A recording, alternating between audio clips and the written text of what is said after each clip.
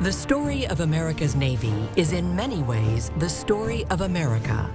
Triumphs and tragedies, heroes and villains, and it is a story that began a long time ago. In 1800, French privateers were preying on American shipping. So when the men of USS Constitution discovered the French corvette Sandwich at Puerto Plata in the Dominican Republic, they set a plan reminiscent of the Trojan horse. Captain Silas Talbot ordered 90 sailors and Marines into a civilian merchant sloop they had just seized. With the armed detachment hidden below deck, the sloop made its way unchallenged into the harbor.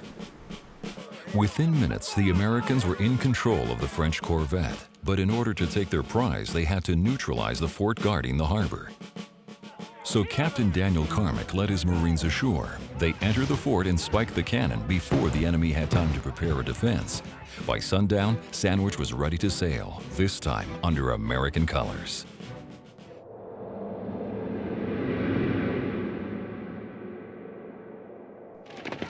During the Mexican War, sailors and Marines engaged in action on the west coast of America. Successful landings were made at San Francisco, Monterey, and San Diego. But Los Angeles was a different matter. 350 sailors and Marines stormed ashore and took the city on August 6, 1846. Marine Captain Archibald Gillespie and a garrison of 59 men were ordered to hold the city. When the Spanish realized how small the garrison was, they attacked. Outnumbered 10-1, Gillespie and his men melted down lead pipes for grape shot and held off the attackers for 7 days. Finally, on September 30th, Gillespie was forced to surrender, but 3 months later, Los Angeles was retaken and Gillespie raised the same flag over the city he had lowered that September. Control of California was finally settled for good.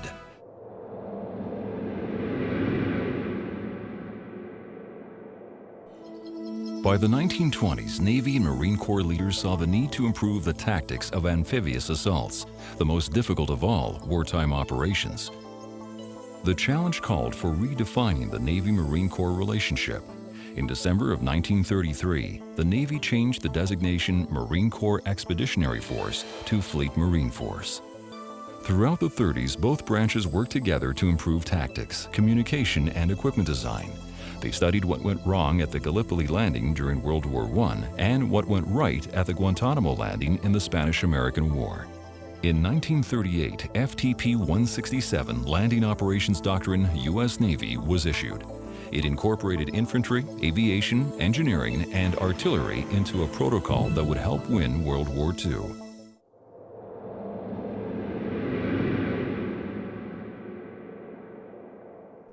In early 1966, Viet Cong forces attacked 2 merchant ships near Saigon. In response, U.S. Navy and Marine forces launched Operation Jackstay.